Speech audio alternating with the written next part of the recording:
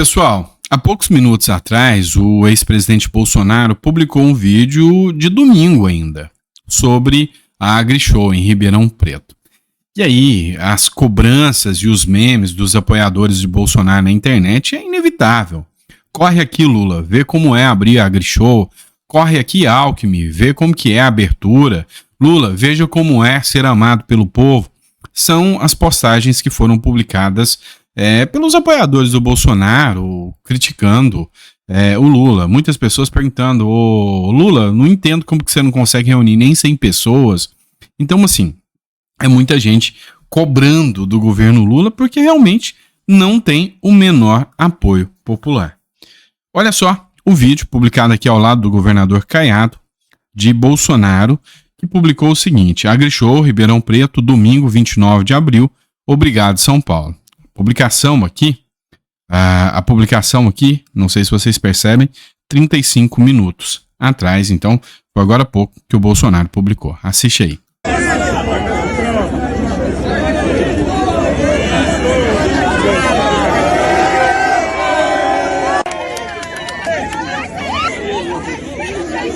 E aí muitas pessoas tinham perguntado sobre a presença do Tarcísio, né? Porque ontem o Bolsonaro publicou um vídeo e estava na presença só do Caiado. O Tarcísio estava com outros eventos, não pôde comparecer, mas no dia de domingo, que foi publicado hoje pelo Bolsonaro, já estava lá o Tarcísio dando toda ali o apoio ao ex-presidente Bolsonaro, juntamente com o Ronaldo Caiado. Eu acredito que se mantiver a inelegibilidade de Bolsonaro, a chapa Tarcísio e Caiado é invencível nessas eleições. Um dos pontos que chama a atenção aqui foram fatos de emoção das pessoas que chegavam perto do Bolsonaro, muita gente chorando, assim, expressando uma gratidão ao ex-presidente Bolsonaro.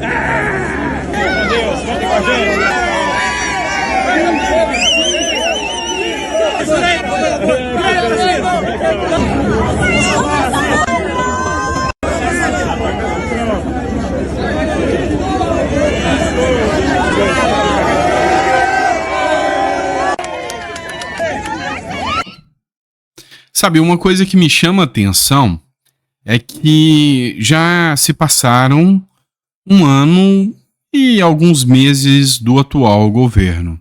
Eu ainda não vi, até o presente momento, nenhum vídeo com tanta gente ovacionando o atual presidente como esse vídeo. Estranho, não? Ou você acha normal, só eu que acho isso meio estranho? Coloca no comentário que eu quero saber. Olha só, outra matéria que a gente precisa discutir, e precisamos falar sobre isso, é a questão das contas públicas. Quando um governo entra em déficit, ou seja, quando ele gasta mais do que ele arrecada, ele vem com uma série de problemas que se desencadeiam a partir disso.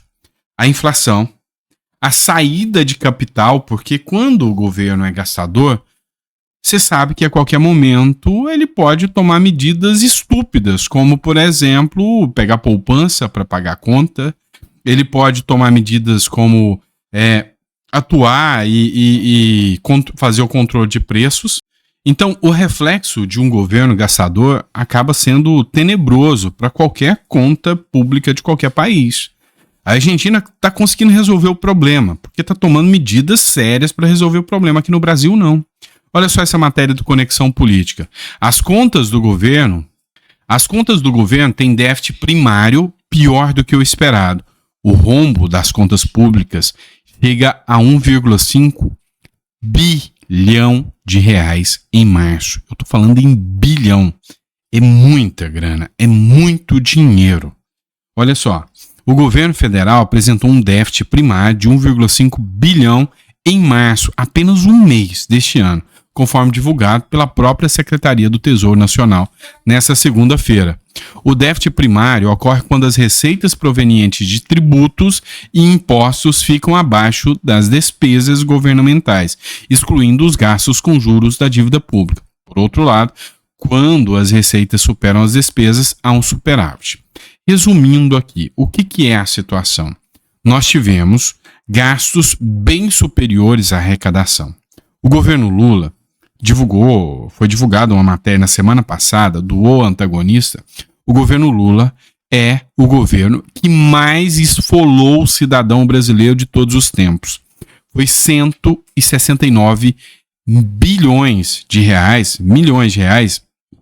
de arrecadação de impostos só nos últimos meses, só num mês. Então, assim, é grana demais que nós estamos pagando de impostos.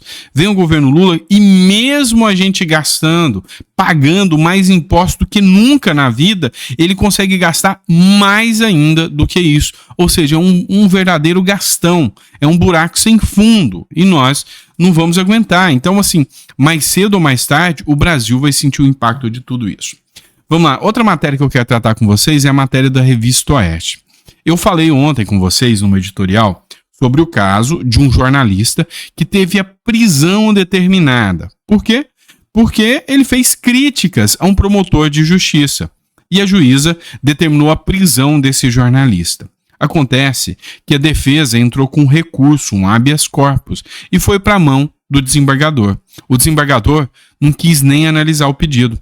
Falou que por questões de foro íntimo, ou seja, é interessante a ele a questão ou da amizade com a juíza ou do promotor, ou qualquer coisa nesse sentido, porque quando se alega foro íntimo, ele não precisa justificar o porquê não quer julgar, mas ele disse que não queria julgar o caso do jornalista preso por ter feito críticas a um promotor de justiça.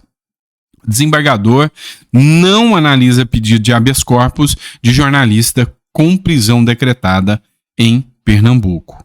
O desembargador Evandro Magalhães Melo, do Tribunal de Justiça de Pernambuco, se declarou impedido para julgar um pedido de habeas corpus impetrado pela defesa de um jornalista de Recife, que publicou críticas a um promotor. A prisão foi decretada pela juíza Andréia Calado da Cruz, porque Ricardo César do Vale Antunes teria descumprido uma decisão judicial que determinava a remoção de publicações nas redes sociais dele contra o promotor Flávio Roberto Falcão Pedrosa. Pois é, a situação é grave. Hoje no Brasil acontece assim: se você denuncia ou se você faz críticas, quem vai preso é o denunciante.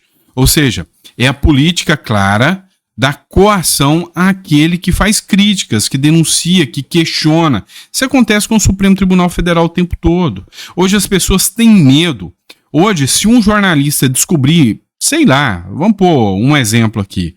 Se descobre que um ministro do Supremo Tribunal Federal está recebendo pagamentos de uma empresa, que seja através de benefícios, viagens ou alguma coisa nesse sentido, está recebendo benefícios de uma empresa. E o jornalista descobre isso. O jornalista hoje tem medo de denunciar. Porque se ele denunciar, vai ter uma ação do governo contra ele, pedindo prisão, busca e apreensão ou alguma coisa nesse sentido. O Michael Schellenberg, que é um norte-americano, ele divulgou o Twitter Files Brasil. O que é o Twitter Files Brasil? São os diálogos, as conversas via e-mail que Alexandre de Moraes, ministro do Supremo Tribunal Federal, pedia para que integrantes do Twitter ali tirassem perfis, sem dar o direito ao contraditório, à ampla defesa. Isso é ilegal. Então, o jornalista Michael Schellenberg divulgou essas informações, fez denúncias de ilegalidades cometidas pelo Supremo Tribunal Federal e pelo TSE. O que aconteceu? O governo Lula, através da Advocacia Geral da União, pediu que o jornalista seja investigado e talvez preso. A grande questão é: os documentos divulgados pelos jornalistas são falsos? São mentirosos? Não. São documentos verdadeiros. Então, o jornalista está sendo investigado. Como que alguém hoje, um jornalista investigativo, por exemplo, vai ter coragem de fazer uma denúncia ou contra o governo Lula, ou contra membros do judiciário, ou contra membros do Ministério Público? Como alguém tem coragem de fazer denúncias? Ou críticas? Ou levantar hipóteses? Não vai ter. Por quê? Porque vai preso. E aí, eu te pergunto, tem como um país que segue nessa linha ser uma democracia séria e ir pra frente? Quer ver? Eu vou te dar outro exemplo básico aqui, ó, a matéria da Revista Oeste. Sem denúncia, tá?